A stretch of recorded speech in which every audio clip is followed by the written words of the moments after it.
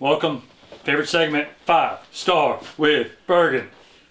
This is going to be a different type segment. We've been focusing more on basketball and 5 Star.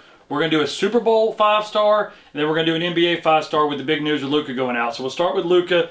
Luka to Lakers. Huge shocking news. So we're going to give our five most shocking moves in NBA. Again, I can go all time. I'm a little more new school, so I go a lot of new schools. We'll start with number 5. KG to Boston. Kevin Garnett was a staple with the Minnesota Timberwolves and one of their best players in franchise history, if not their best player in franchise history. Him going to Boston with the big three was one of the coolest things in NBA. They end up winning a championship. It was a great move. Kevin becomes Boston, a big moment in Boston. Anything is possible.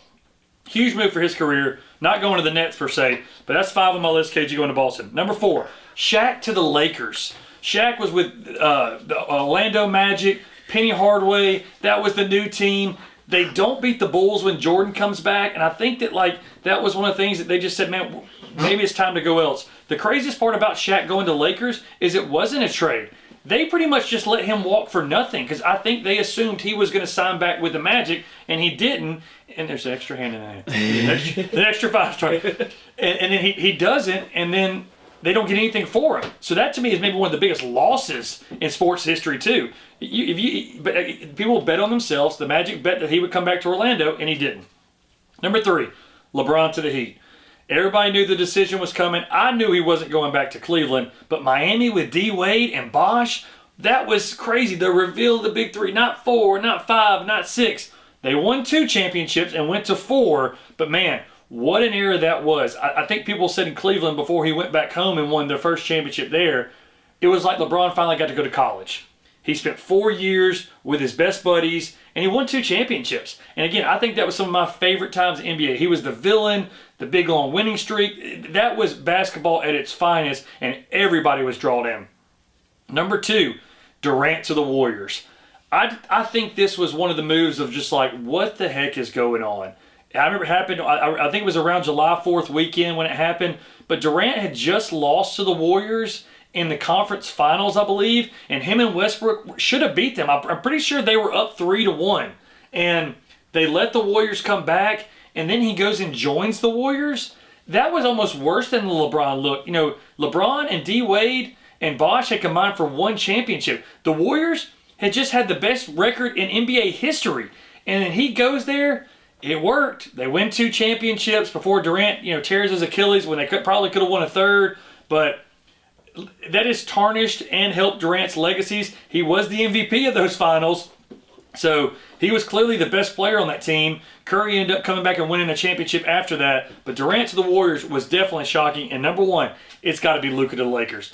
In his prime, Dallas claims he's overweight. I'll never forget when Michael Finley took the beer from him after he made the NBA Finals last year. I knew right then, you don't take a beer from a grown man. I'm just telling you, especially after he's won something. Foreigner. And so, they drink since they were 16. Yes. So you just knew something was brewing there. They claimed he's, his conditioning, blah, blah, blah. You don't trade one of the top 3 players in the world before their prime or in their prime ever. And they did it with nobody else knowing. That's why it's the most shocking to me. Luka to the Lakers, number 1.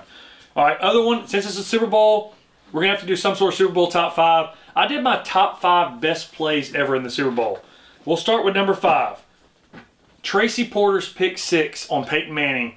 In the rain, New Orleans never won a Super Bowl. Drew Brees gets a Super Bowl. Never forget Drew Brees holding his little son with the confetti falling down. But Tracy Porter, he picked off Brett Favre in the big game against Minnesota, Bounty Gate game. And then he picks off Manning for the pick 6 to win New Orleans their first Super Bowl. After Katrina, what a moment that was. That's number 5. Number 4, the Rams tackle on Kevin Dyson. Everybody always remembers the reaching out on the 1-yard line. Titans got a chance to win their first Super Bowl, and they come up that inches short. To tackle him and not let him get in there, that's Rams history right there. But what an unbelievable play that was to get Kevin Dyson down. Number 3, it's going to hurt a lot of Seahawks fans, but this is Tom Brady's, I think, moment that changed his career. If this does not happen, I don't think Brady wins in Tampa. I don't think the Patriots win another Super Bowl. Instead, Malcolm Butler jumps in front intercepts Russell Wilson. What are the Seahawks thinking? Why are they not handing it off to Marshawn Lynch? You see the Richard Sherman like what are we doing here? Butler wins it. Brady's career revamps and goes on to be the greatest quarterback ever, maybe the greatest player ever, as they said. But the Butler pick, number 3. Number 2, the San Antonio catch. We all remember the tippy-toe catch in the end zone from Roethlisberger over the Cardinals. That may be one of the greatest games of all time. You know, they had the pick 6 from, who was it? Drawing a blank on his name. James Harrison before the half. Fitzgerald had so many big plays for the Cardinals. Kurt Warner, old man, throwing around, trying to win another Super Bowl. And still, the Steelers, Mike Tomlin's only Super Bowl. We're talking, that's back in like we were in high school, Chance. Tomlin's been around that long and still hasn't won another Super Bowl. Maybe a little bit after high school. But yeah, San Antonio Holmes, corner in the end zone, gets the 2 feet down, number 2. And number 1, got to be the David Tyree catch. Undefeated Patriots, the chance to become the first undefeated team since the Miami Dolphins. Clearly the better team. Manning, none of his offensive linemen block. He gets out of a tackle, throws it up. Tyree catches it on his head, falls down, and the rest is history. Patriots lose their undefeated season. I think the biggest upset ever in NFL history. But that, to me, was the craziest play. One of those meant-to-be plays that happened for a reason, and obviously it did. Eli Manning, his first of 2 Super Bowls, and David Tyree, our number 1 play. 5-star. Super Bowl edition. We're out.